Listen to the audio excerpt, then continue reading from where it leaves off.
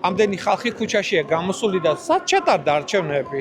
აი ძალით, მიკროავტობუსებით ძალით მიყვანილი ხალხით ტარდება არჩევნები.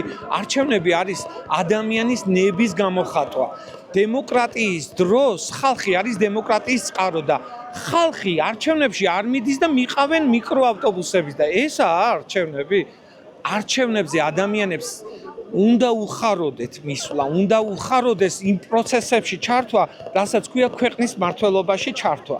აი, ხალხი რომ იმ დონემდე მივა, რომ არჩევნებზე მისულ სწორ არჩევანს, როდესაც გააკეთებს მის არჩევანს და სწორად დაფიქსირდება და სამართლიანი არჩევნები დაფიქსირდება, აი მეორე წელს უფრო ხალისით მივა.